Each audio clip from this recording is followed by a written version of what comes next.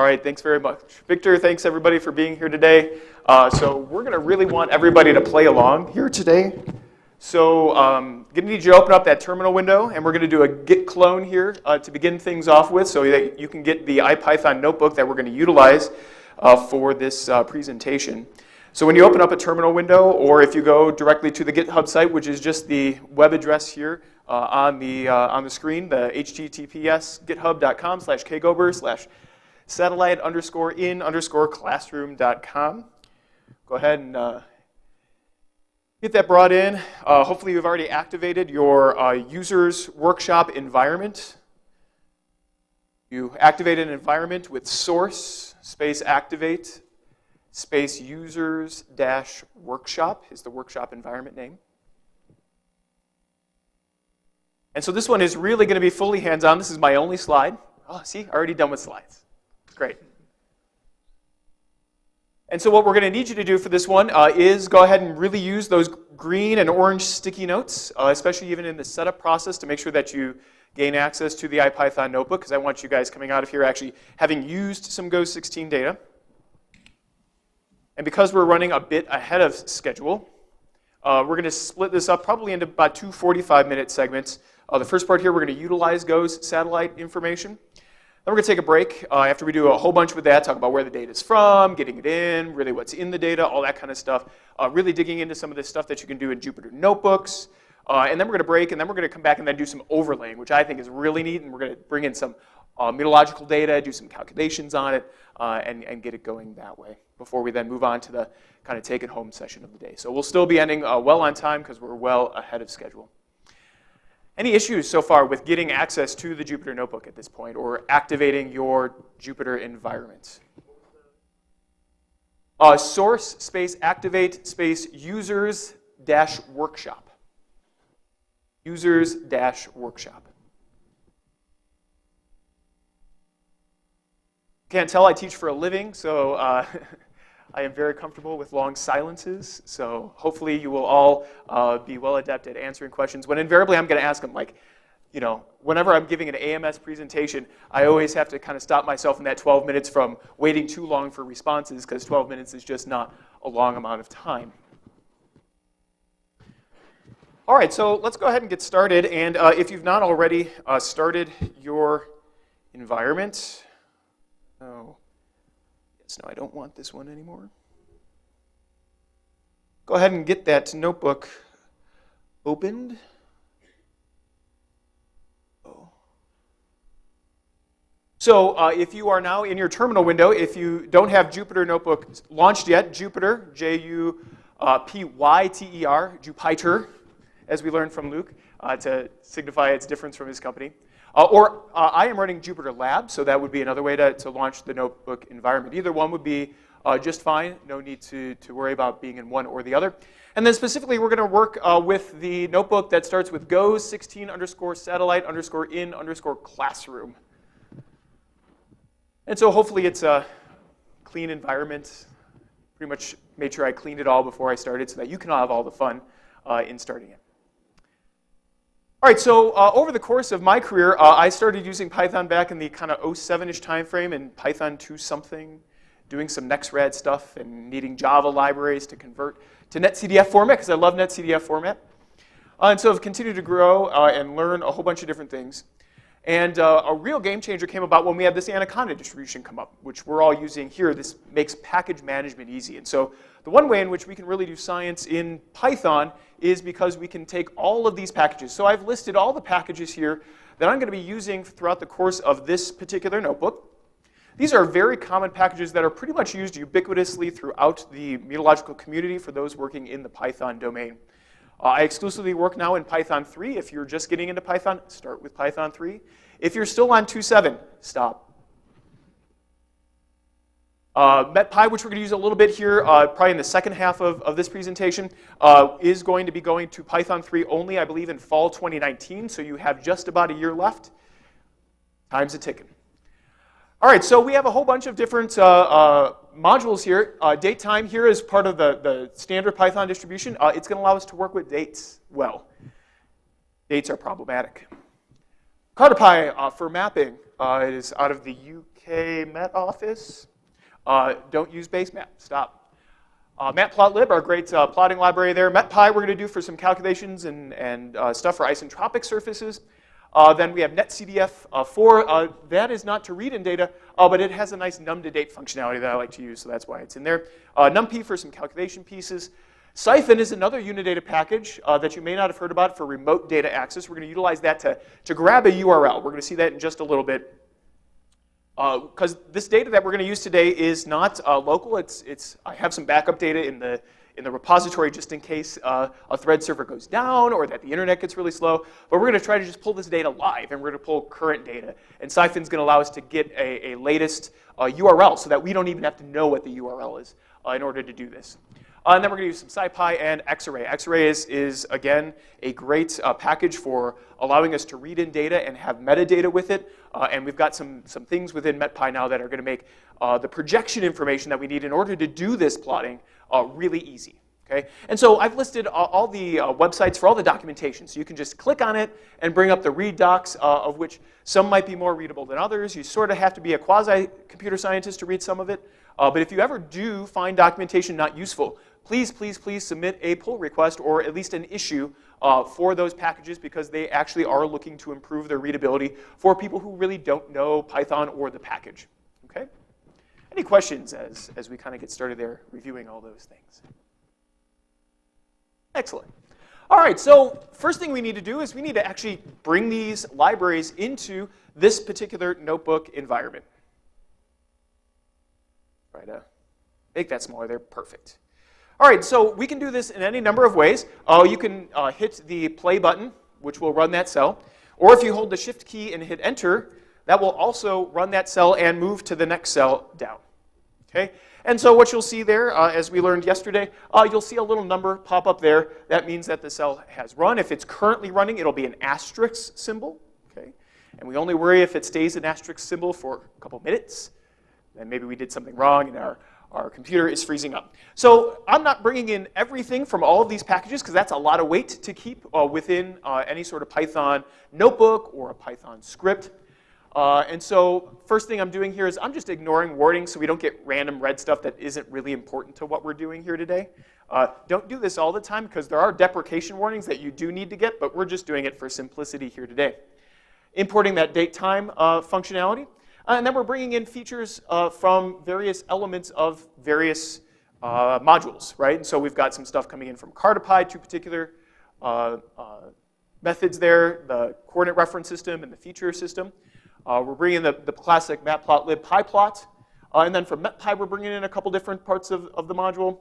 num2date from netcdf. We're bringing in the whole NumPy module because we want to use that potentially extensively. One function from SciPy, the Gaussian filter to smooth some things out.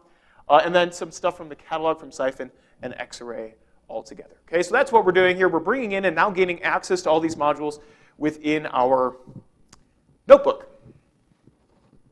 All right, so we've got all this stuff, but okay, well, where's the data? Okay, so it turns out that Unidata is awesome, and they bring in all this data, which historically we've all used LDM to bring it locally, which is great. But in an earlier presentation today from Amanda, we saw the fire hose, right? And so we have to be selective about what we bring in, and so we should really be moving to this idea of, well, I only need to bring in data if I'm going to work locally. Bring it in only when absolutely necessary, and only bring in absolutely what I need. So an individual channel for an individual particular satellite, instead of trying to bring it in all the time. And so it turns out that GOES-16 data is up on a thread server, specifically the threads-test server. And so you can go ahead and click on this link here, and we'll go ahead and open up the... This is directly to the portion of the threads-test server that contains the GOES-16 data. And first thing you're going to notice here is they're one single type of data.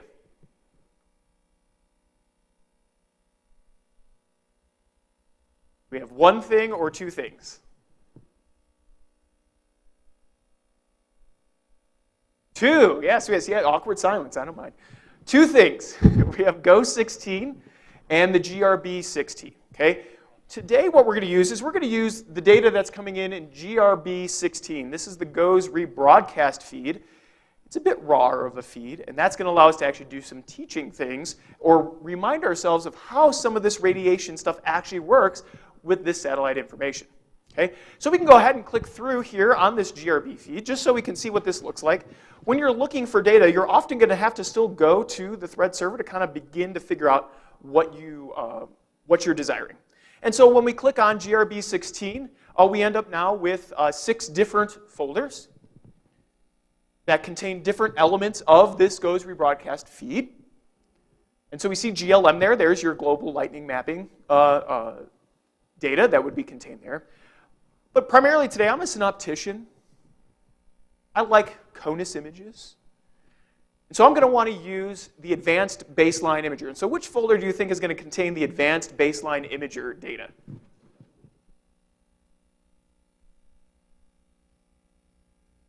Advanced baseline imager, ABI, all right, see, there you go. Like I said, you can take the faculty member out of the classroom, but you can't take the classroom out of the faculty member. All right, so we have a couple different types of data that then we could access from this particular folder.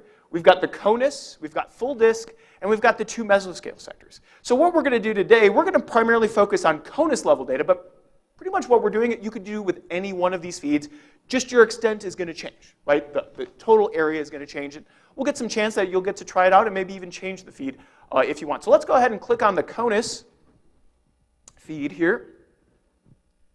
And what do we see? 16 channels. Lots and lots of data. Fantastic. And so we're going to work with a couple different channels today. One of the channels that we're going to work with is channel 9 in the water vapor imagery. So let's just go ahead and click on channel 9 for right now. I don't remember which one I did first. Doesn't really matter. And so now what do we see? We see a whole bunch of different dates. So Unidata is great. They offer up a number of these data sets live on the web, ready for us on a thread server, but they don't actually keep the whole record. Why? The hose problem, right? Can't store all this data indefinitely, and so we get about a 2-week archive if my calculation of numbers looks correct. Okay? And so we see a whole bunch of different folders there for individual days, but there's another one there. Current. The one at the bottom, right? Current. Oftentimes, when we're wanting the most recent data, we're going to have to logically construct what the string would look like, right? What the file name would look like. Cameron showed us the file name. It's a bit extensive. Uses things like Julian day. Has the start time of the scan, the end time of the scan, and when the product was produced. Well, I may not know exactly the start time and the end time because, well, this is an operational machine, right? And it may be off by just a second or two, so I can't necessarily construct it. Well, luckily, the thread server is doing some work for us, and if we click on this current folder, it's going to give us a link directly to all of the data that's available in that, so that we can order it to give us the most recent data. Okay? And so this is ultimately where we're going to end up choosing our data from. And so you see here, with our GRB feed, we have these really long, extensive names, just like the GLM feed we saw in the previous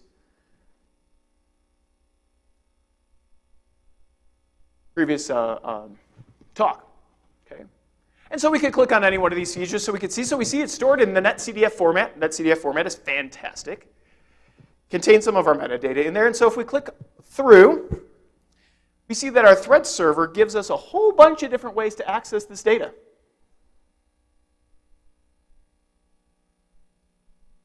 The way we're going to operate with this data today is we're going to use the OpenDAP axis. And so we see that, oh man, this is going to be a really complicated thing that I'm not going to have to want to go find every time, and this is where Siphon's going to help us out. But let's go ahead and click on that OpenDAP link. It'll take us to an HTML page. Oops, never mind. Strike that. All right. Forget it. Don't click on the link. But this is where the data is actually located. So if we go back now to our Jupyter notebook, what I've done for you here is I've set up some of the generic stuff that we need that's not going to change. Okay? So we're going to set up, we're creating a variable here called channel, right, so that I can easily switch the channel. So I've got it set up for channel 14, which is one of our infrared channels. We could change this to channel 13, which is the other kind of normal IR window channel. What we see there, we have http://threads-test ucar.edu, and so I've copied some amount of that of the web address that we need from our previous look through in the Threads server. And then I've got this weird thing going on here. So channel, if we actually looked at the full web address, right, we would need to input the channel. And so I'm just doing a Pythonic way of taking this variable channel, giving it a format, and putting it in here. I need always a 2-digit number, right? So if it's channel number 1, I need 01. And so this will do that. Okay. And then we're using this functionality from Siphon, this TDS catalog, Threads catalog, to feed in this URL with the ending then catalog.xml, which I really could have put with the previous one, but I was doing this development at different times, and so that's just the way it ended up. Right, so that I'm feeding this URL and this XML version of that URL into this new variable called current_GOES-16. And it's going to give me a list of data sets available within this current directory. And so then, when I do that, it's going to give that list back. And so we're going to have a whole bunch of different web addresses available within this one variable name. And so I want to choose the most recent. And so it happens that the way it's ordered, the most recent is going to be the last one. And so how do we gain the last one in Python? We simply subset with -1. Okay? That's going to give us a particular kind of web address. Then we're going to use a method that we gain on that file to then find out the exact URL for the OpenDAP connection framework. And then we're going to just print it out. So go ahead and run that cell. So Shift-Enter or press the play button. Runs pretty quick. And what do we see there? What gets output? The full URL to the exact file, the most recent file. And so if we look at that, we can maybe start to piece out, okay, so it was created 2018, 178. We'll assume that that's today's Julian date at 2045 UTC. Oh, that seems pretty recent. Okay, good. You notice that ran pretty fast, though. It didn't actually download any data, right? Everything's kind of lazy here, right? We've just gained access to a particular URL. And so we haven't yet downloaded any of that data. That's what we're going to need to do in later cells. Okay? And so we now have this web address that we can remotely read this data. So again, this data is not on our computer. It's on the Threads server, just down the road. Okay? And so now we need to read it in. And so what to read it in with? Well, it's a netcdf file. And there are a number of ways to remotely read in some netcdf files. But one that is kind of becoming more and more prominent with our field is Xarray, using Xarray to read in netcdf files. It has a lot of great features in order for maintaining some metadata associated with the files that we read in. And so we're going to use Xarray. And so in our next cell down is the implementation of reading in Xarray, which it turns out that we can simply feed the URL we gained through Siphon, through finding the OpenDAP access URL, right into this xr.open_dataset. Okay, so from Xarray, from the module Xarray, we're going to use the function open_dataset, and we're just feeding it a web URL. You could also just directly put in, if you found on a Thread server a file that you wanted to input that had the OpenDAP functionality to read, you could literally just put that right in here. But our variable name is just that URL, and so that's what we're using here. And then we're going to read that, and then just setting it equal to a variable name called ds, short for dataset. And then by putting ds again, that's just going to print out information about that data set. So go ahead and run that cell. And boy, we get a lot of information back. There's a lot of information contained in these GOES-16 files, these netcdf files. Most importantly are some coordinate information, data here, y and x that we see, and so they're starred here in our the way Xarray brings it in gives us stars for knowing that that's kind of our georeference data. But then there's a lot of information contained in these files, a lot of good metadata that we're going to utilize today. Okay? And so you can just see this listing out. This is kind of like an NC dump, right? If you've ever used some of the netcdf operators in NC dump, to figure out what's in a file. That's essentially what we're printing out here. Okay? Lots of attributes, some great stuff. Okay?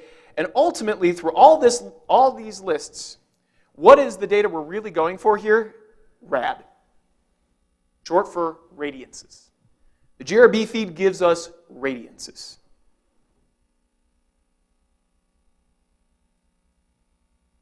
Questions so far? Where the data is located, gaining access to that data via X-ray.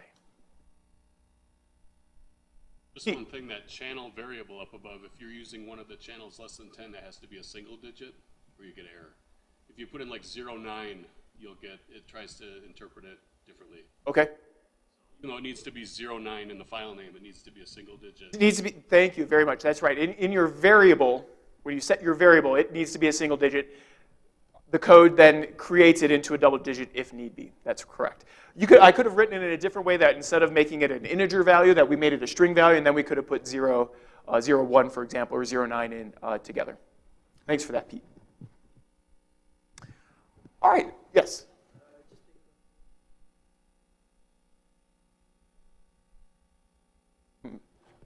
Tom, DQF.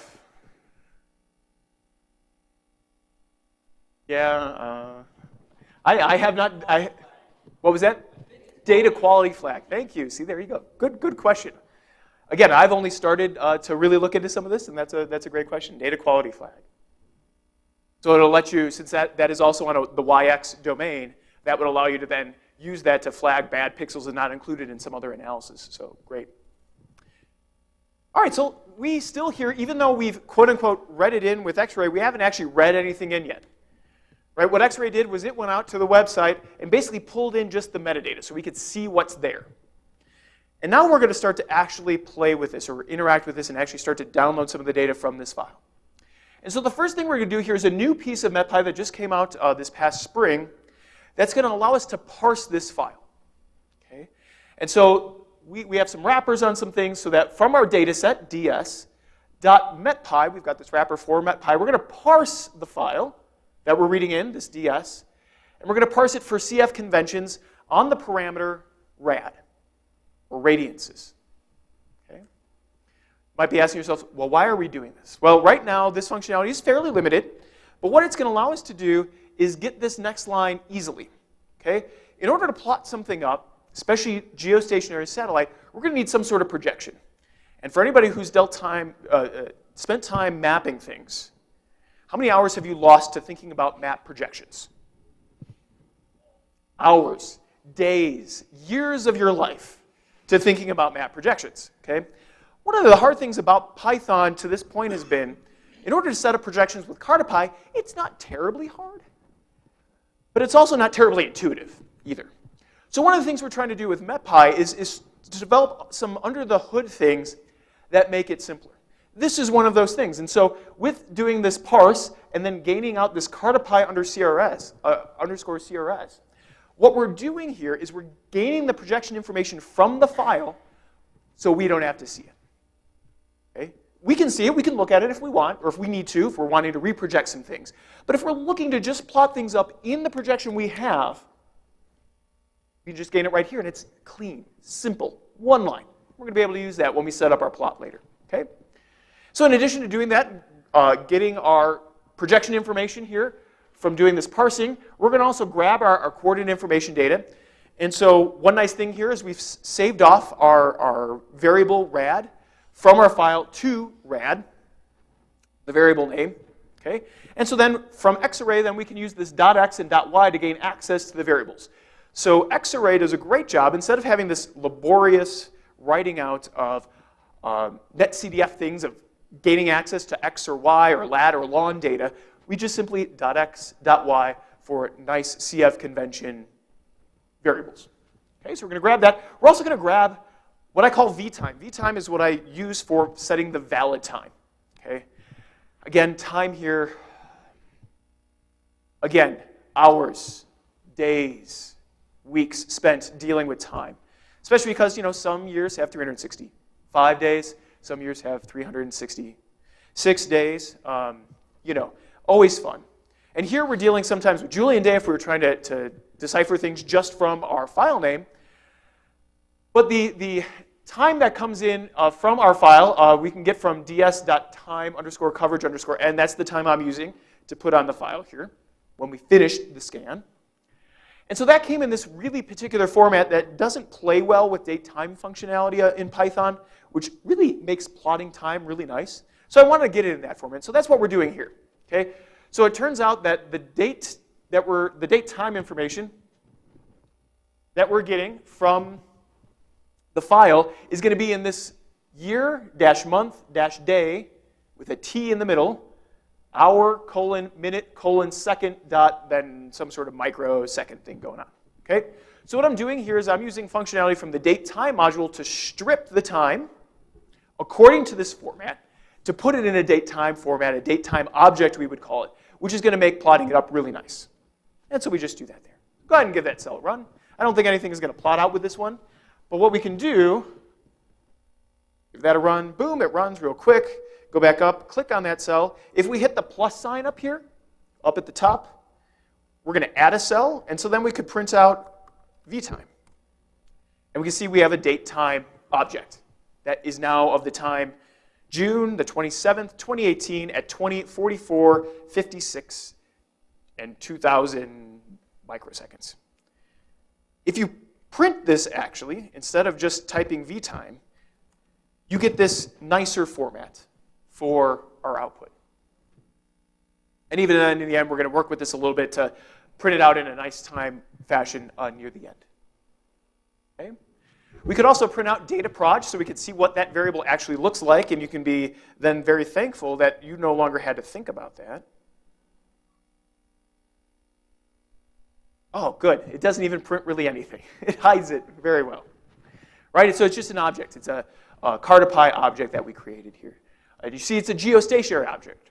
So that means we're going to create a geostationary projection over -75 west, which is where our GOES East is located. All right, so that's been a lot of work just to get all the data in necessary to plot this thing.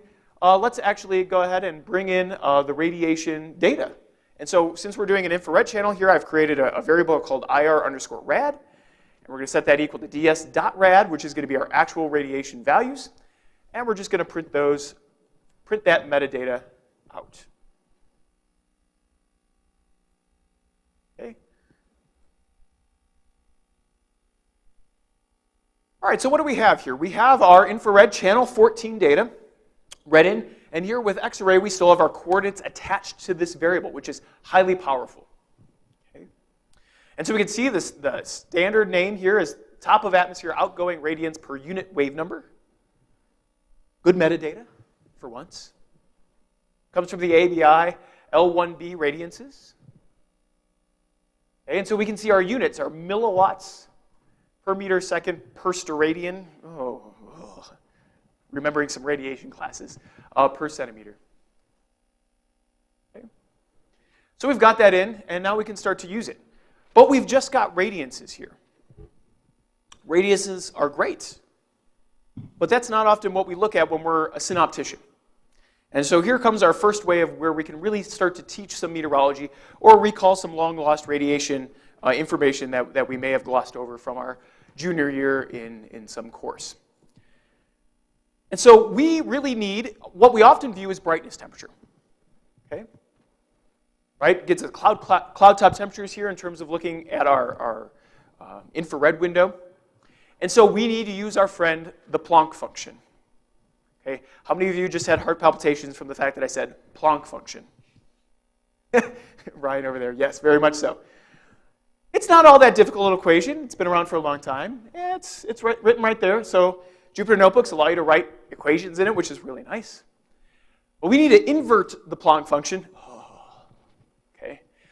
Luckily, you don't really have to think about this for yourself, because NOAA does provide all this information in a nice PDF file, which I've given you here as the source that you can click on and get all this information. Now you have to read through that whole document and figure out which pieces you need, so feel free to go get that or not. But ultimately here we end up with this equation, a two-step equation here, getting an intermediate temperature and then a corrected brightness temperature at the end. And this requires 4 different constants. You might be asking yourselves, well, What are those 4 different constants? Well, we've got them listed here. Fk1 sub 1 is the first Planck constant. Fk2 is the second Planck constant. And then spectral bandpass, offset, and scale factors for getting to the brightness temperature. But where is this information stored? If you were using information from, say, a GOES-16 satellite that maybe you got from a class server, for example, this information is not contained in those netcdf files. No. You'd have to actually go and scour the internet to find the values.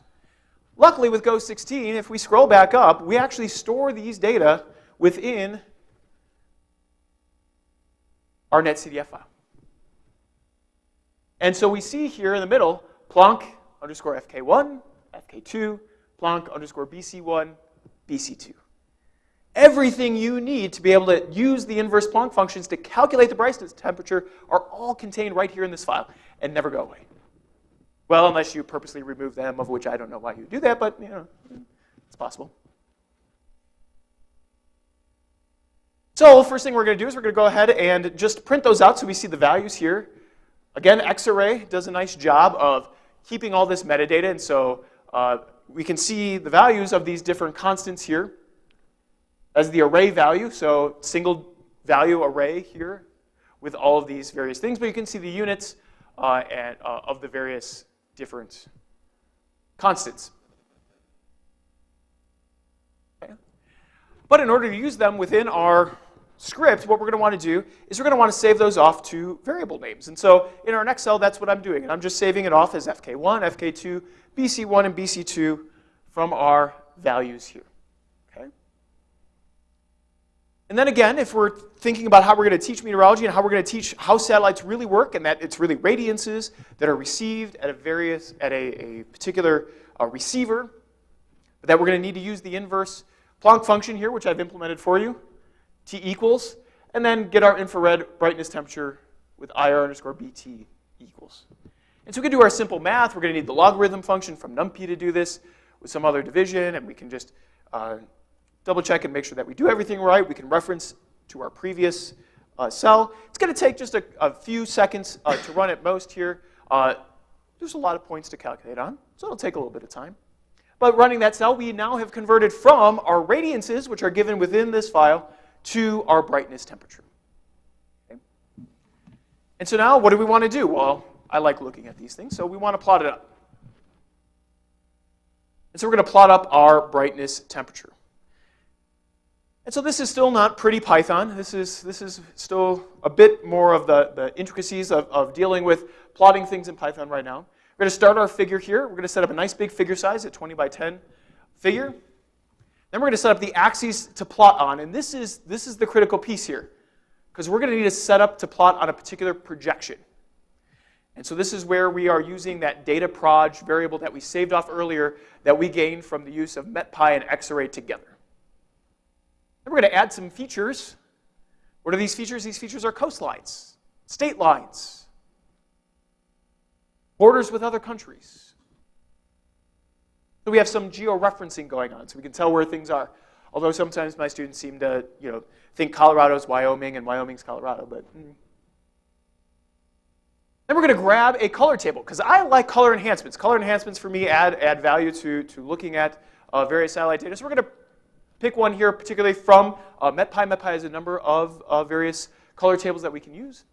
Then we're going to use the IMShow functionality from matplotlib, and we're going to plot on our axis x.imshow, and we're going to plot the IR underscore BT.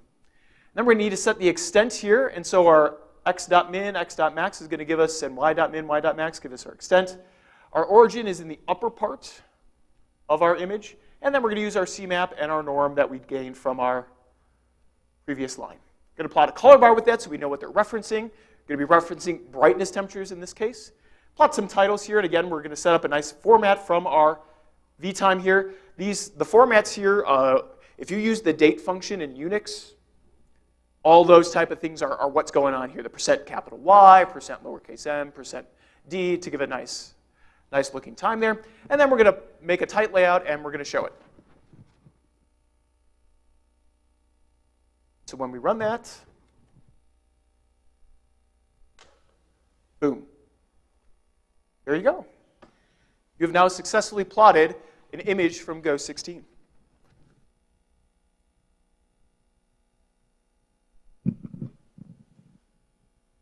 I just want to back up a second. Yep. Because the last reference I saw was we haven't downloaded any data yet, so I'm wondering at what exact step is the data brought from the server? Is it at the T calculation or before that? Right here. At this point here where we IR, oh no, it was at the calculation point, that's right. Yes. Okay, thank you. Yes. And so that's where it's beneficial with things like X-ray, where then you can start to think about subsetting beforehand so that you can even then further limit what you want. And this is especially good in terms of if you're thinking about model data, right? Global GFS, so I can pare it down. There are other functionalities that are better for subsetting on the front end through Siphon, but you can do some of that with bringing in just the like lat/lon values and subsetting there. But yes, that's when we actually did bring in the data. Great. And so we have a nice image. Now we could have also saved this image. I commented that line out here, plt.savefig. It's really easy to save figures from Python. So you could uncomment that line, rerun the cell, and it'd save that figure off for you as well. You could also we could change our color map. So instead of using this kind of more rainbowish color map, which is not always good, we could switch things around. So I'm going to copy and paste here this MG line to a new line. Going to comment out the previous one. And then what we're going to do is we're going to change our CMap to just use grayscale. plt.cm.grays will get you there. Gray? Nope. Grays, maybe. Use it later.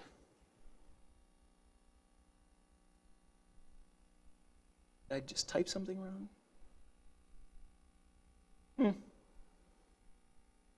Just gray.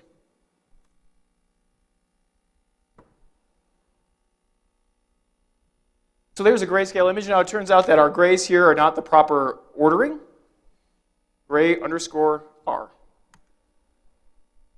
There we go. Scroll up here so you can see that line real quick.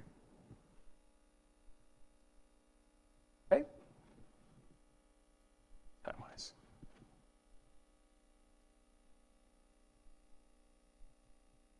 All right, questions about getting an infrared image here. So now say we wanted to plot a different channel. What would we have to do?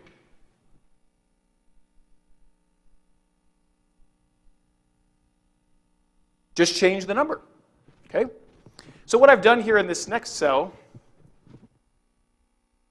oh no, that's not exactly what I've done in the next cell. So let's go back up here.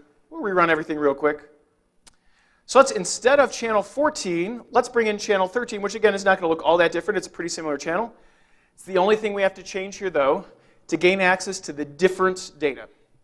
And so if we run that cell and run it through, we're probably actually going to change times now. And so we were 2045 before, and now we are 2105 essentially. And boom, we've written it in a way that is very agnostic, right? We can change our channel right easily.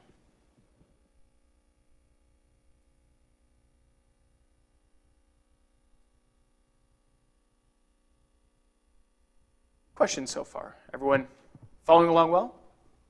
Good. What if you want the visible data? We're going to get to the visible data last today, so hold that thought, and we'll get that in just a second. All right. All right, so again, in this session I was trying to think about, okay, how would we teach using GOES-16? And so one of the things I was thinking about was, when we're thinking about water vapor data, water vapor absorbs outgoing long-wave radiation. And so really where there's a lot of water vapor, there's actually very little emitted energy reaching the satellite.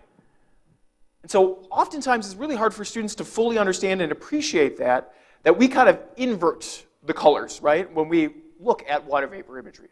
Right? We make the bright spots where there's lots of water vapor, but that's actually where we're getting a minimum of incoming energy to the sensor.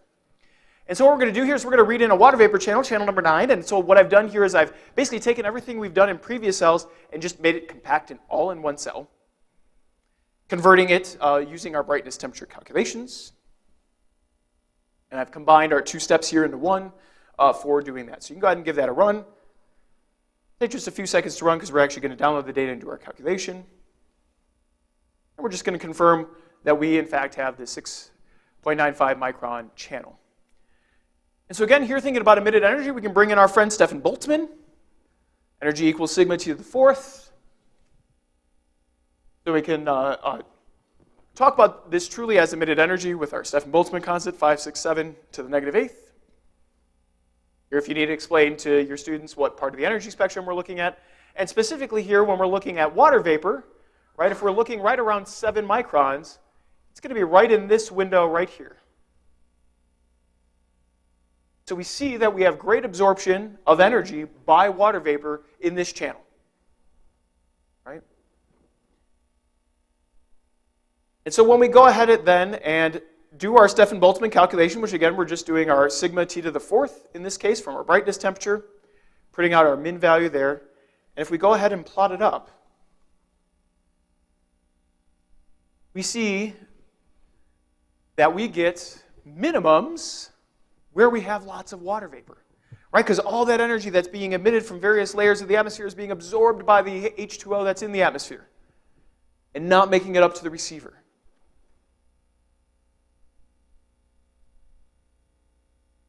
Great way to think about ways of teaching some radiation elements. The next cell, the regular water vapor image. And there we have it. And so you can flip back and forth between these two images to see then how it looks in terms of the energy that's actually received at the satellites versus then how we would view it for teaching or slash forecasting purposes. Okay. And so you see in that last one, we really did, all we did was go grab a different enhancement table from MetPy to use to put here with a range of values. Any questions at this point?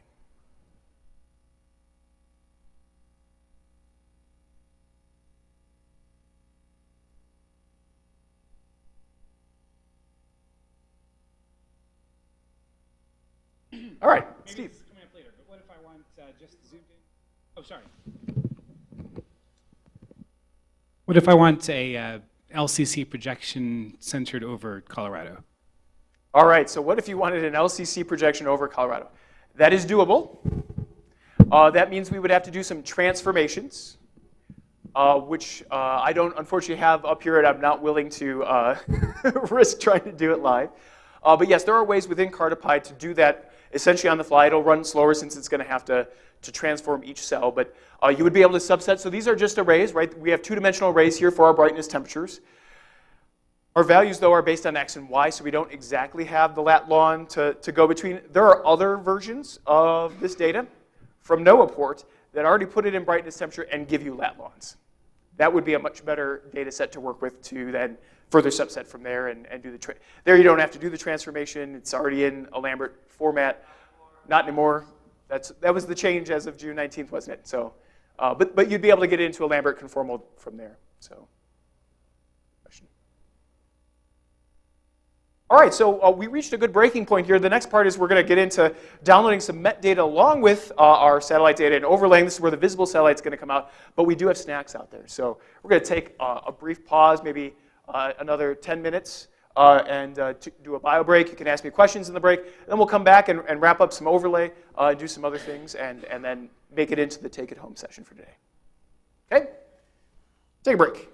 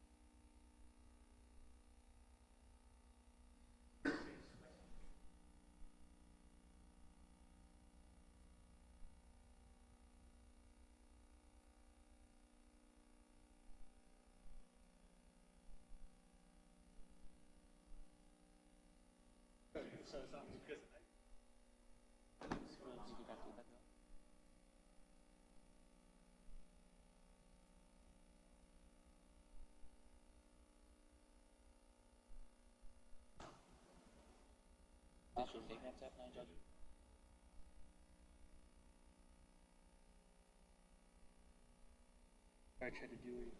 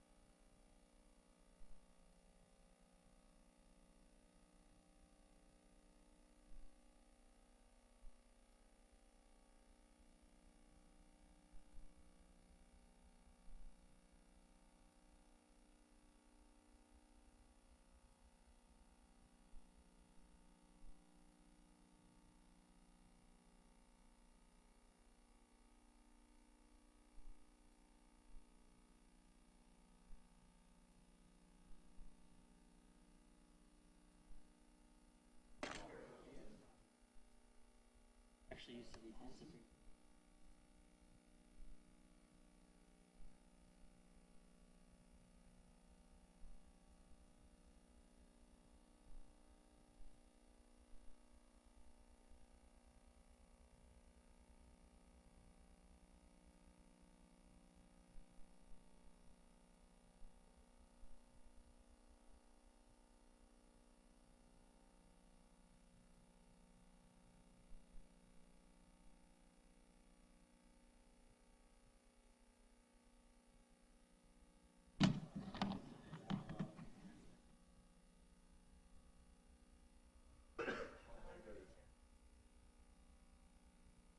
Connect to the internet.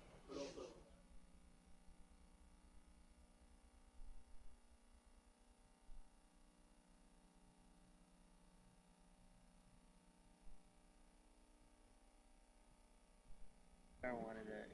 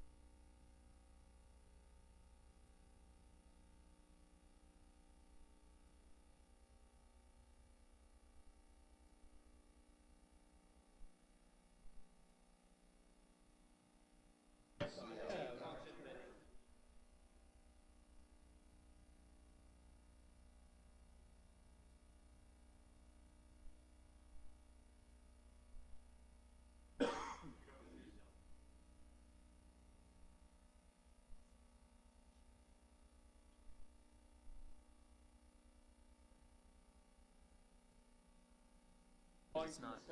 Just click onto that. Just be able to go back. Click onto that one. What happened? Yeah, I don't know. I missed the first one. I like can't load anything. Not even. Ah.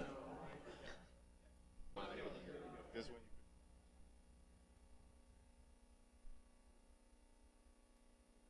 Someone said it was raining. Was that? Someone said it was raining.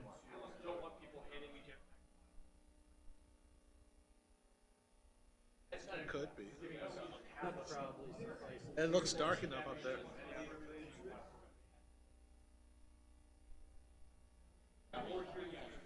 But if you have the Unidata Python.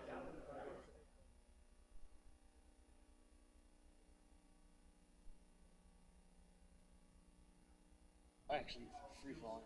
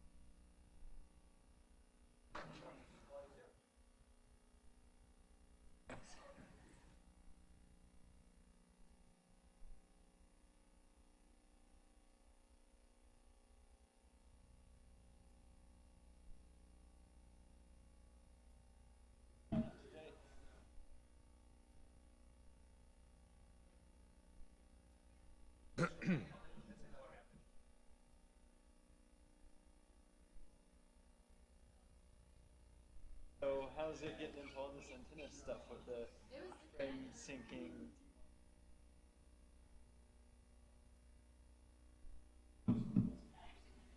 Yeah. I mean, it is cool. Yeah.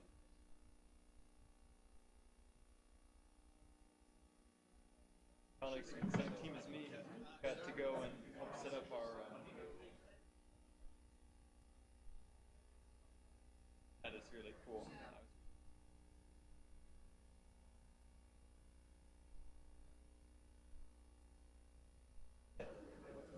Very good. I'm impressed. Thank you for that.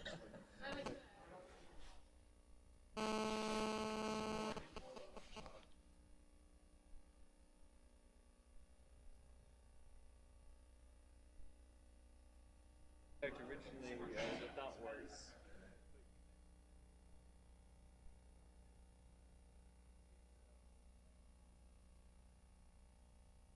everything to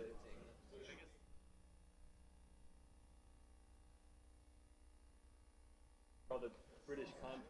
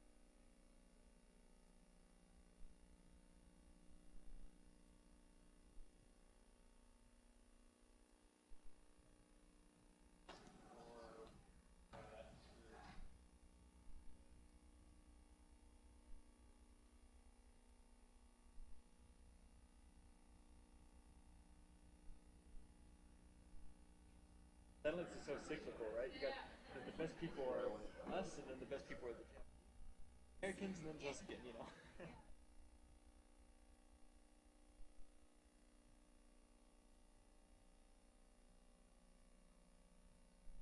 Yeah, so what may have happened is just when you actually went to download it, maybe only part of the file was I'm in. actually originally That from the sometimes States. happens. So what I would suggest is just going back up and rerunning from.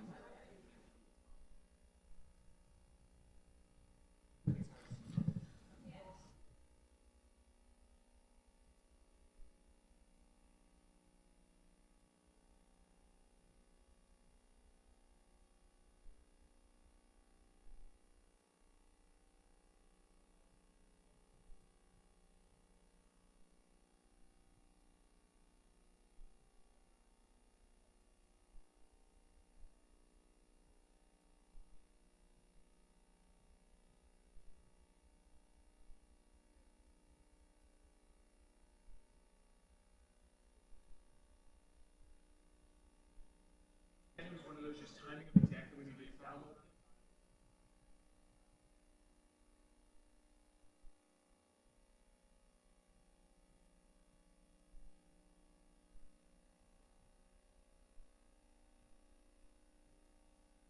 On the East Coast, you know, because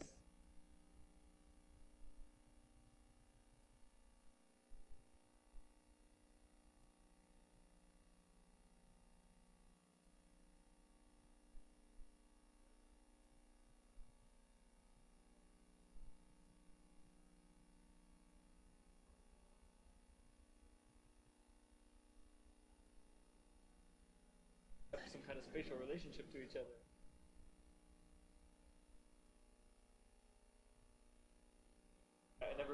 I can never remember places while I've been there for some reason. Then it kind of tell me about a place and I've got a mental image of it, but I can't put on.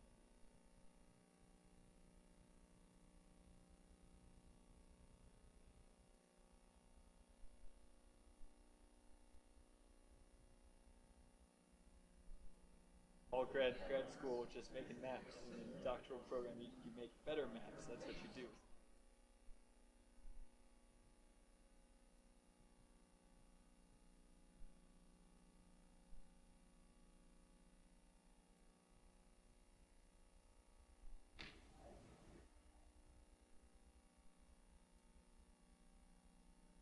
I had a lot of classes on meteorology. Meteorology is interesting, so geography and then meteorology and then climatology and remote sensing.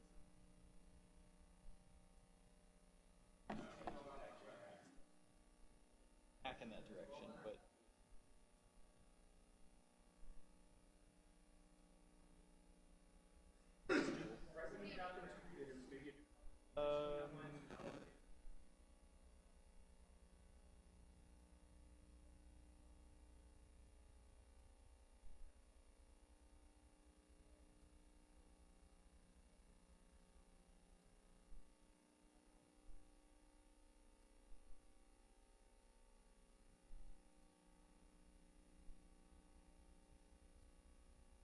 Oh yeah, take out the norm. If you did take out the norm, take out the norm.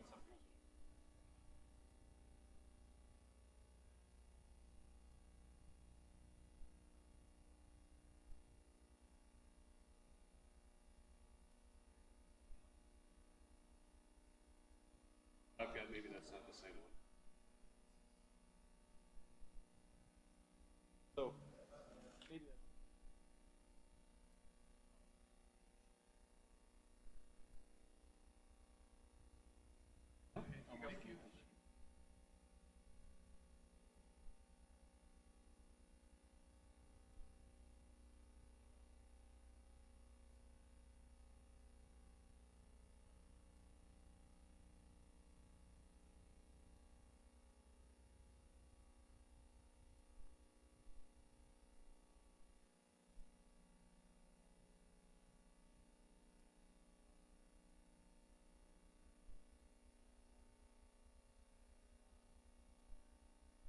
so maybe there's this whole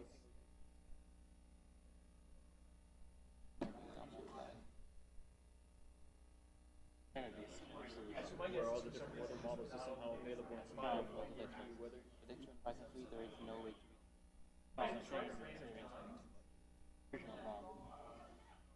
which one? That's the top. Then I'd be a systematic.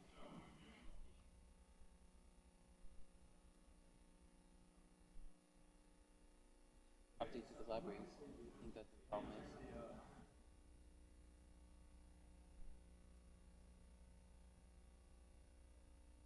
Yeah, all right, the imports all went, so then, then the rest is just trivial.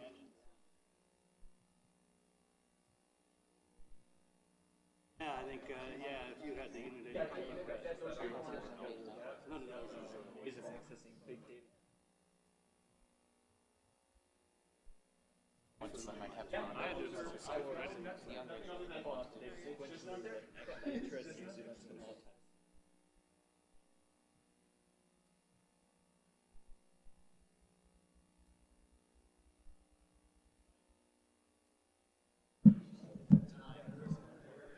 Once you've made students install Conda like we did, although one of them was going to sue you, they thought you forced them into calling. All right, folks. Hopefully you've gotten some sugar and re-enlivened your spirits here, because we're going to go in deep to download some meteorological data as well. Thanks for all the great questions during the break time. Some people are always having interesting things happen, and there's no way to prevent those. So some of it was if you were only getting a partial satellite feed in, go ahead and try to rerun it. Maybe just all the data wasn't quite in, and you were catching it right as that data was being written to disk. So that's a good way to overcome some things. And there are some times when the data just doesn't always fully get there. So, you know, tiled data at its best, right? All right, so we've done a lot of plotting. It's great, so we can make some great plots. This water vapor image, for example. But as somebody who likes to investigate, you know, why things are happening in the atmosphere, maybe why we have various clouds where we have them, we sometimes want to be able to couple with what we're seeing on satellite with information about atmospheric flows. And so we can do a typical overlay map. And so what we're going to do here is we're going to do an overlay map of isentropic data. So how many of you have used isentropic data before? All right, good numbers. You had great faculty as a result of that. Okay. Some of them were isentropic, potato, tomato, tomato. Let's call the whole thing off. A couple of my students are here, that's why they laugh. So we're going to do this with visible satellite data, just to use a different channel. Obviously, we can use pretty much any channel that we wanted. And so we're going to go ahead first and run this first cell here in this one. And this is literally just going to get us our visible satellite data. Channel 1, data. Again, channel 1, channel 2, doesn't really matter which one you use. Someone was experiencing troubles with the channel 2, so we're going to stick with the channel 1 for right now. And here we just need to do a little correction at the end. So the last line of this cell, vis equals, we're doing a square root, so we're doing a slight gamma correction on our visible satellite data. And we're multiplying by ds.kappa, which is just a thing to get from radiance, which again, here our data is in radiance, to albedo, or reflectance. Okay?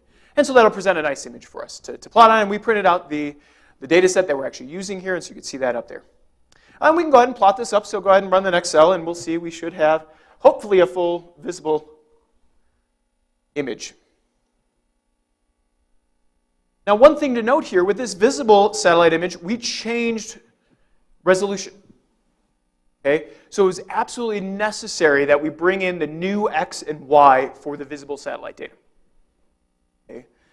Because it's a different number of X and Ys. Your shapes of these arrays would be bigger as a result. And that channel 2 would be even bigger. Okay? So we've got our visible satellite data. Looks pretty good. Got that nice cyclone going off over the lower Great Lakes region. All right. So now we need data. I decided, well, let's just go with easy data. Let's use GFS data. And so again, we could go back through the threads catalog. This is pulling from a different threads catalog. So where we took the GOES data from was threads-test.ucard.edu. Here we are just threads.ucard.edu.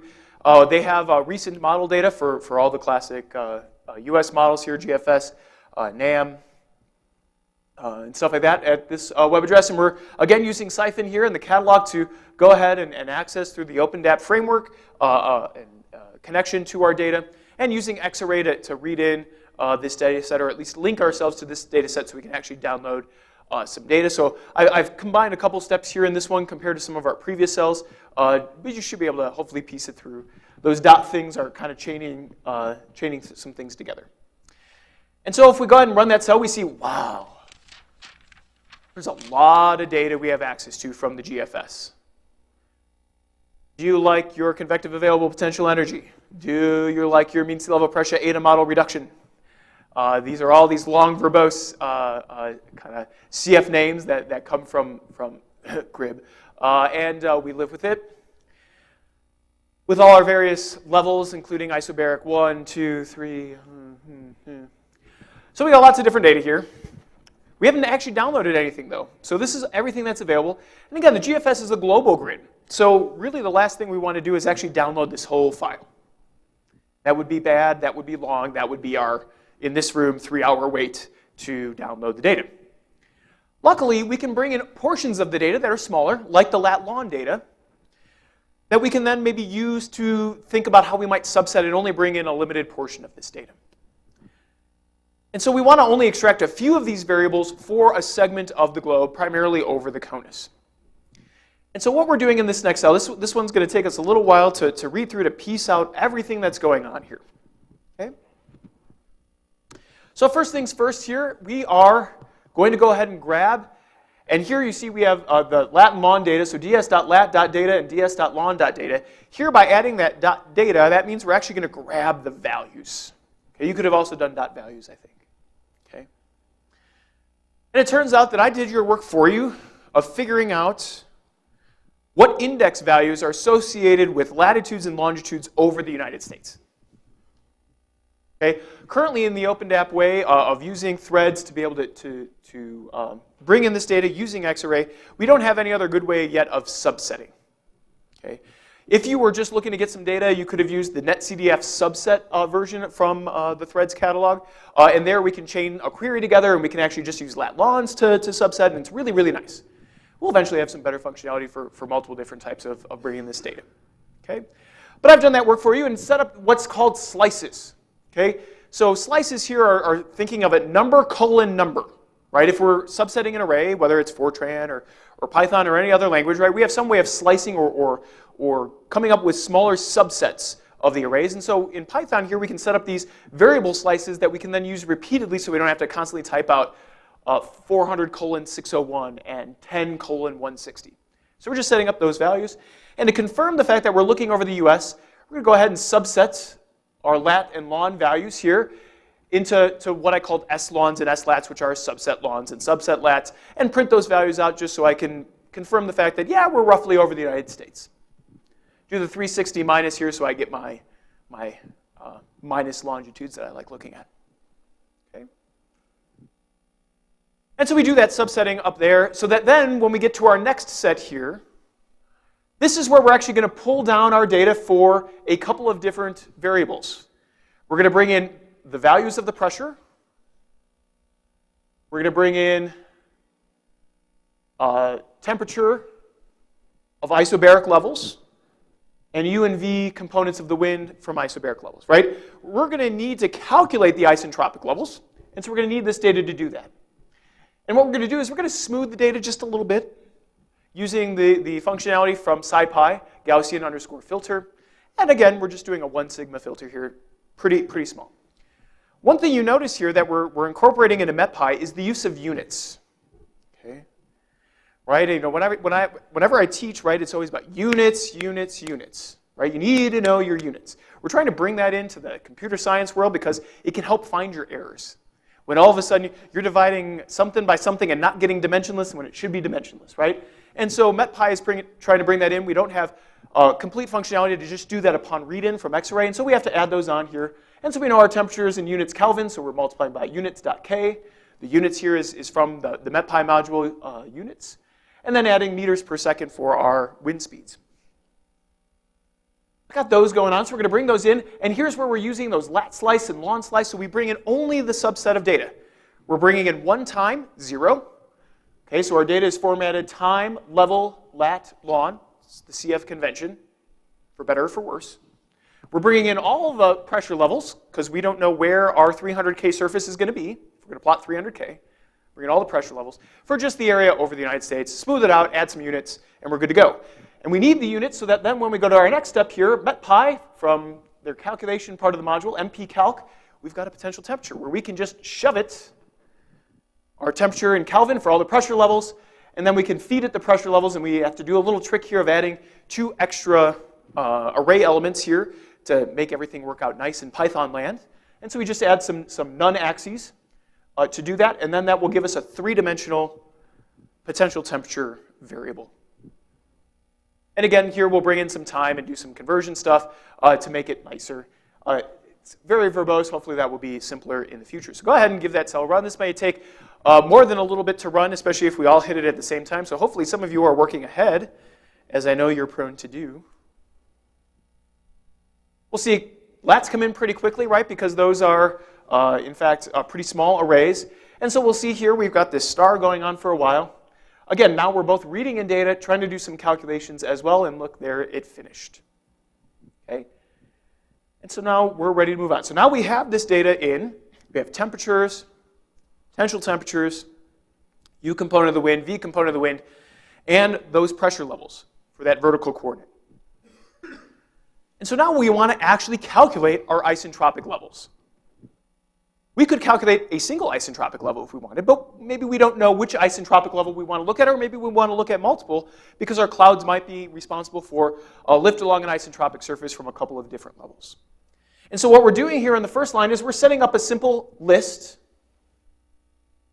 of values from 280 to 331 by 2. So it turns out that Python is inclusive of the first number, exclusive of the second number. So if you really wanted to go to 330, you go to 331, so you actually get 330. And then give those units of Kelvin, right? So the 280 to 330 by 2s. We're just setting up an array, and we're going to calculate the isentropic levels at each spot. Running into some problems. There's an error with the following cell. Okay.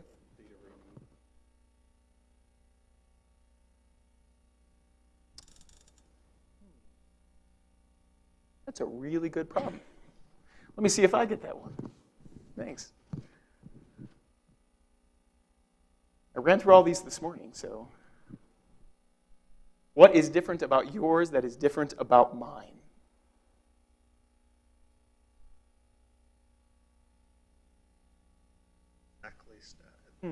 Anybody else running into that problem? We got 2 over here running into that problem. Most everybody's running into that.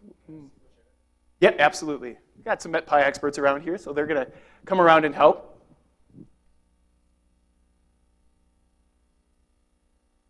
Something going on with the GFS download where the temperature field is returning all 0 Kelvin. Oh, well, there you go. That's problematic. So try re-downloading GFS. So that would be a good suggestion. Have we reached the time in the afternoon maybe where we just switched different runs from the model? Maybe. That would be typical. This is why it's always terrible to do live demonstrations. All right, anyway, since for some reason I got the data, maybe it was stored in my memory from doing it earlier. So what this cell does is it uses the isentropic underscore interpolation function from MetPy to calculate isentropic levels. So go ahead and try to re-download the data, see if it works. If it doesn't, we'll just follow along up here. And so you see that I just printed out the isentropic level. So it actually ran pretty fast to go ahead and calculate all those different variables on an isentropic surface. And so we're getting pressure on our isentropic surfaces for each of these levels, the U component of the wind and the V component to the wind. I also wanted to include some sort of moisture value. But I ran into problems. Turns out that the moisture values for isobaric surfaces don't actually come on the same levels as the temperatures. Of course, problematic. There's usually a couple less, 1 to 5 less. So I decided, okay, nix that. Since we got the clouds anyway, that's our moisture stuff that we're going for that we would otherwise have. Okay? And then what we're doing is we're just converting our U and V components of the wind to knots because that's typically what we plot on maps, our knot values of wind. And so now here in this last cell, what we're doing is we're doing a whole bunch of stuff. Not only are we going to plot our visible satellite data, but then we're also going to plot on top of that this isentropic data. And we're going to plot pressure on the isentropic surface, and we're going to plot the wind barbs on this. And so we'll quickly walk through all the different things that are going on here. It looks a little different than what we were doing just for satellite imagery, but there's some things that are the same. Okay. And so here we're just specifying with a variable name this idea of what level are we going to do. So one of the quick ways I've been able to go about doing this is, I'm going to make this list of isentropic levels and then just call the .index method on it to get 310. So we're going to plot the 310K surface. We're using that, so data CRS here is, here's a good transformation, Steve. We're going to do a bit of transformation here on this one. And so GFS data is what we would call this plate Curie format. So we're going to go ahead and use data CRS equals ccrs.plate Curie, as opposed to our data proj, which is what we have with our visible satellite data. Not the best naming convention ever, Kevin. Great. Okay. And then we're going to start our figure. So here we have our figure. We set up our axis. Here we're using projection data proj. This data proj is really the projection of our visible satellite data. Okay? It's going to be much easier to transform our GFS data in this case to the geostationary projection than go from geostationary to plate Curie. So we're going to plot it on our geostationary projection. And we're going to set up an extent. We're going to use the extent available from our satellite image to set up the nice extent so we don't get weird white space within our image. We're going to add some coastlines, some states, some geopolitical references there. And then here we're going to show the ax.im show. This is our visible satellite image, just like we did in our previous cell. Okay. And then this next set here is now we're actually going to plot our data. And so we're going to need to set up some levels for plotting our pressure. So we're going to go from 0 to 1100 by 50. So we're going to plot pressure at every 50 millibars on the 0 and 50s. And then we're going to contour that pressure, and we're going to use that C-Levs press. So that's going to be our basically contour interval for those GEMPAC fans out there. Then we're going to plot I-cent press, and then we're feeding it just the index value for the particular level we want to do, because we've got a three-dimensional array here. We've got level, lat, lon. So we're going to plot the 310K surface, and we're going to plot it using our S-lons and S-lats that we subset earlier. We're going to label those contours so we know what they actually are. And then we're going to plot some barbs here. And so we're plotting the barbs in the similar way. Oh, and here's where we need to transform our data, right? That GFS data is in plate Curie format, but we're plotting it on a geostationary projection. And so CartoPy makes it nice and easy to add transform equals, and you feed it the data CRS that that data is in, and since you're plotting on the particular axis that has a different projection, it will convert to that projection. Bit of magic going on there. Okay. Then we're going to plot wind barbs here with our matplotlib ability for .barbs, but we're going to only plot every fifth one. So : 5 is going to skip to every fifth element in our array so that we don't get a full image full of just wind barbs. Okay. No magic there. We're just subsetting by a certain value. We could have set up some slices again to do that, but I just did it the long way this time. And again, we're transforming that because, again, here our barbs need to be rotated accordingly for our projection. And so that can happen there in this transform piece. Plotting some titles, and then we're going to plot it up and make it look all nice in a tight layout.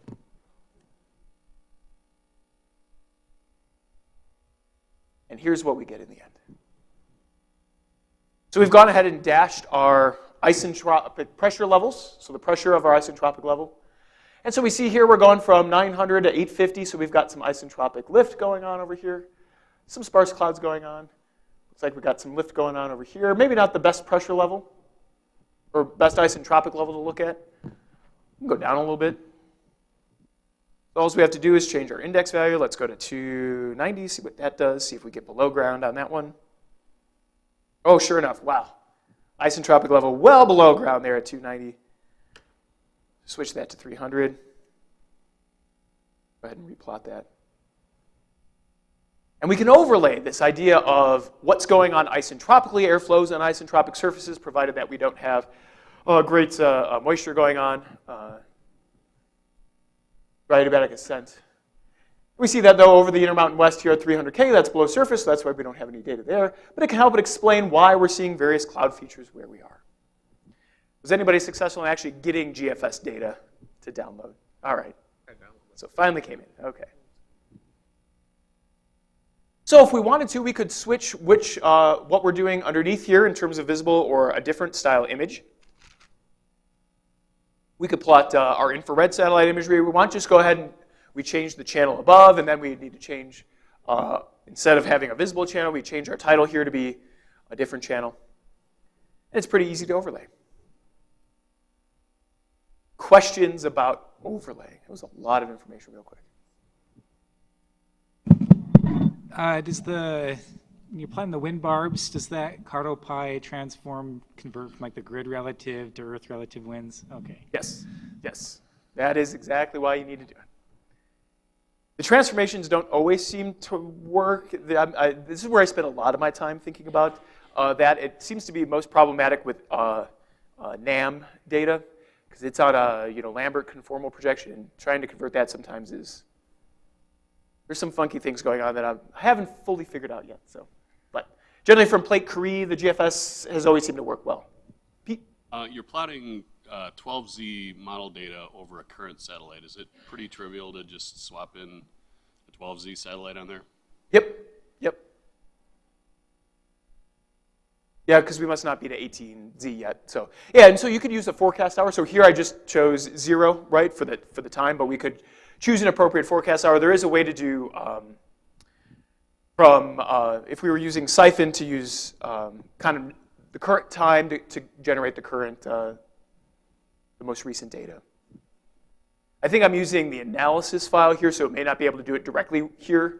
But if you used, instead of the analysis file, the forecast files, then you can get to a forecast hour that would be more relevant. Just bring in the time variable, and you have to figure out which time you need and subset via that way. That'd be great. What if you want loops? What if you want loops? Loops are great. There we would just need to bring in, obviously, more model data. And then we could, in Jupyter Notebooks, we could actually then create a series of maps and have it loop right within the Jupyter Notebook, or you could save off a series of images and have it set up to loop in an HTML page. And so the difficulty there would be currently you would have to figure out how to time sync your satellite to model output time, which wouldn't be too hard, but the quickest way to do that for a loop would be you could create an MP4 which you did a sequential plotting sequence of this, Yep. and then they would always be matched up, whereas if you were doing it via the other method, you could end up with asynchronous. Yep. Other questions? So what I've left in the end of this notebook is time for you to play your homework assignment. Question?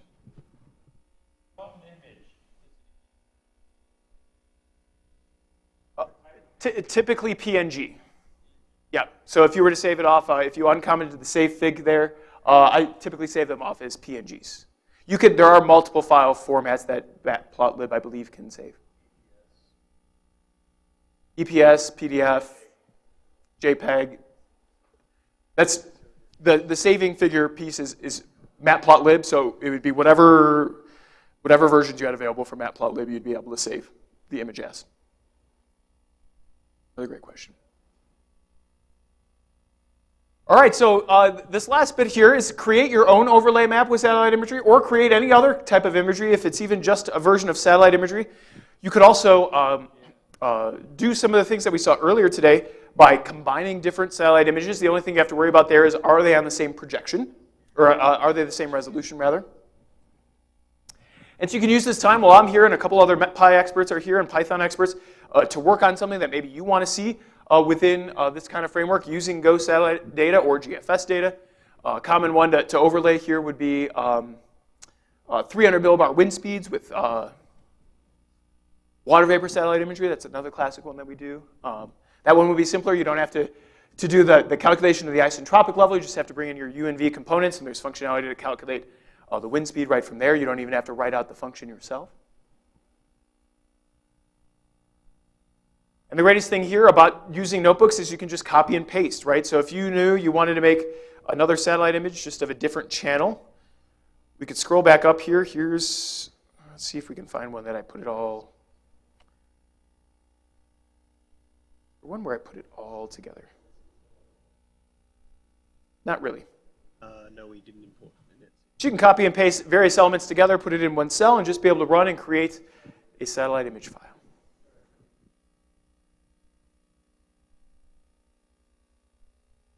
One thing I did earlier was I decided to play, I really liked that idea of bringing in all three water vapor channels and creating an image. So I quickly whipped this up this morning.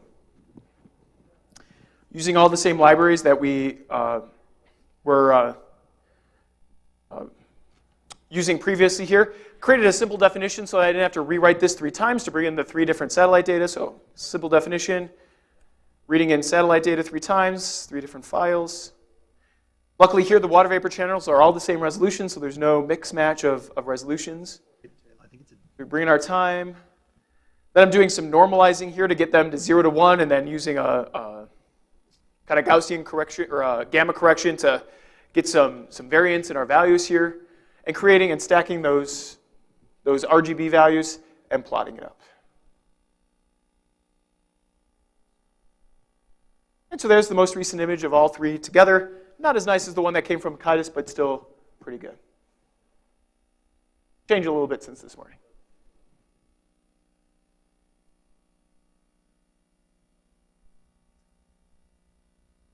4 o'clock. Perfect timing.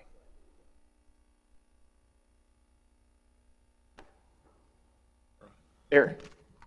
IO Well,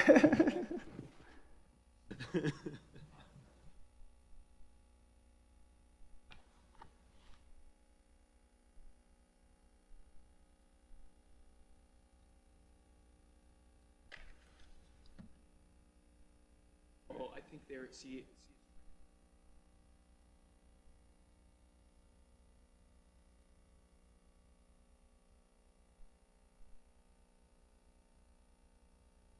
Actually, it may hang on. take a few.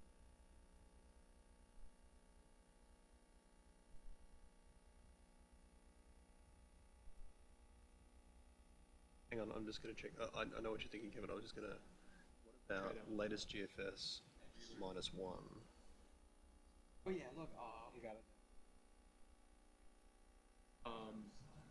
Up at a higher level. Yeah. Right there. Yeah.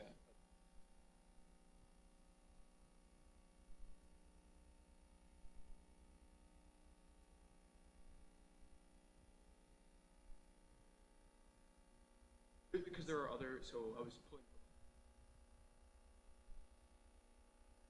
catalog, and there are a couple other.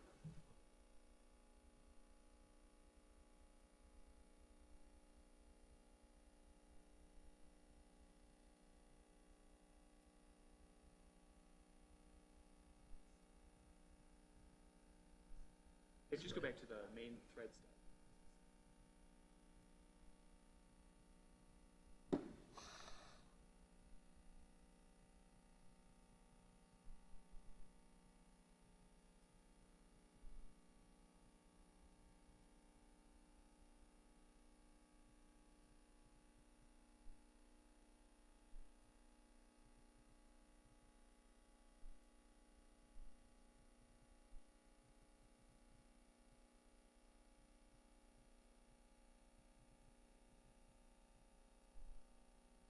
Actually, then you can just, instead of.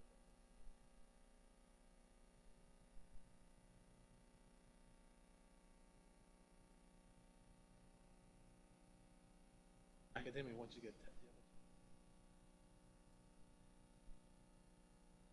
evolutionary data. Yes. This is the.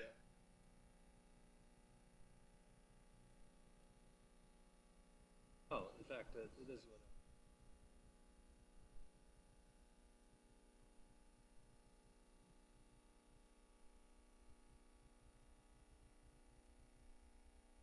I've got this.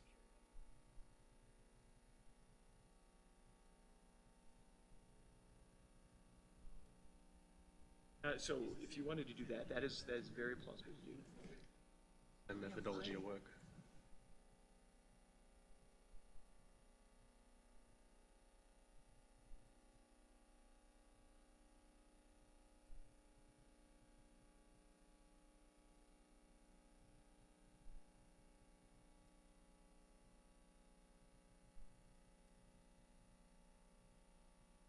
Yeah. So see,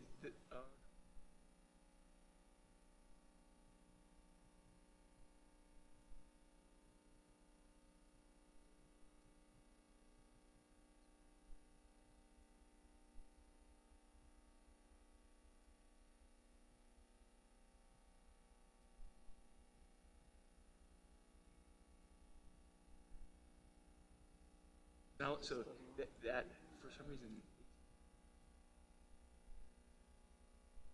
18's rolling. It's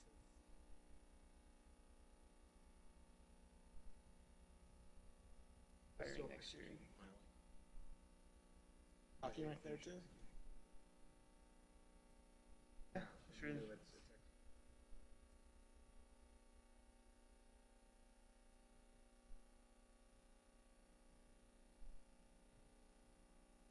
Yeah, maybe, maybe, yeah.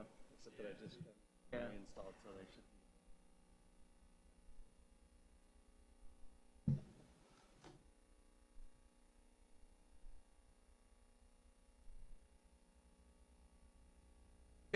Yep. Oh, Shakily. I've done some research. Quick switch. Are you using the environment that we created just for this workshop, or just your general? Oh, good, all right. Yeah, because it was working the other week, so. Okay. No, never. You're working for regional data. Oh, I meant to use Region. match Yeah. display region, but I guess not. Wherever you find a bug, that's good. That is the. Part of pi error that we get. You presumed match displays. Presumed boundaries.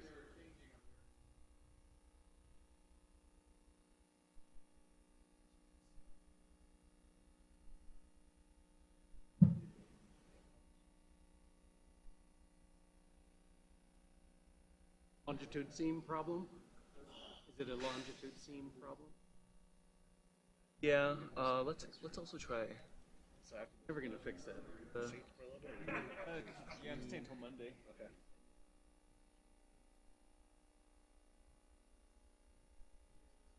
Remove like Yeah, in fact, zip files, which is not really.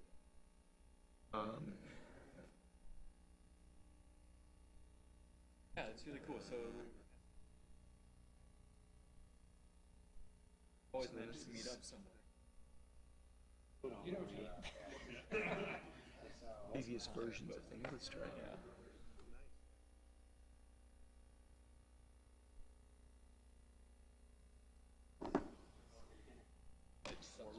Exactly. Yeah.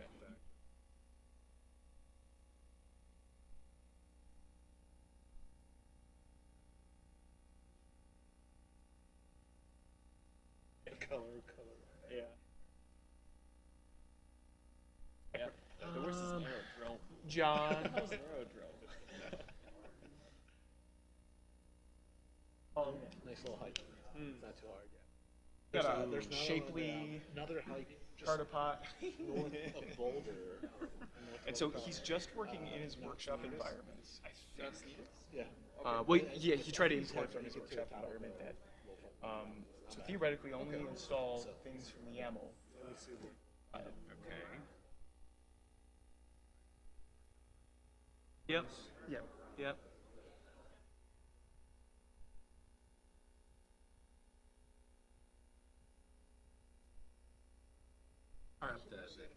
In the notebook. Artipi plus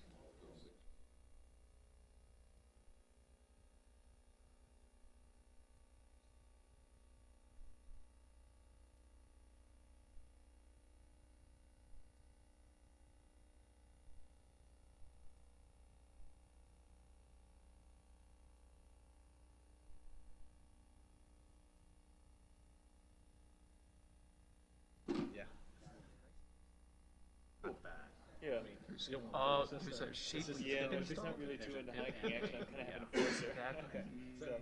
So I've tried to find some workarounds and stuff, and I did a pip install Got it. later. So yeah, that was. I will check that How out. I easy will. is it to remove? Yes. Pip uninstall and then capital. Yep. Kevin, I gotta run, but it was good to Sure. see you, and thank you Yes. so much again. Absolutely. I don't Thanks for get coming. this Appreciate it. It was great talk. So. Yeah, that was really. Yeah. Cool. Good. Yeah. Good. Glad. Very good. Yeah. Your power. No, I believe. Yes, because I rolled it up because I saw one up. Oh, okay. Conda remove.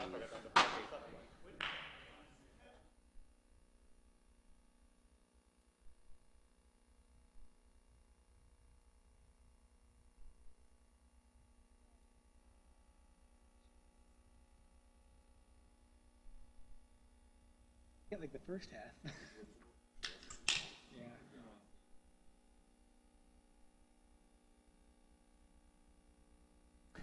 All right, so we are in the taking it home portion. So continue to have conversations, continue to ask questions. There's a number of us around who are Python folks who can help you if you're still struggling with those or wanting to bring some other data that you might have into Python in the Python domain, or want to get some of the global lightning mapping stuff running. It's some simple install stuff to get that going as well. Otherwise, tomorrow morning, we'll begin again at 9.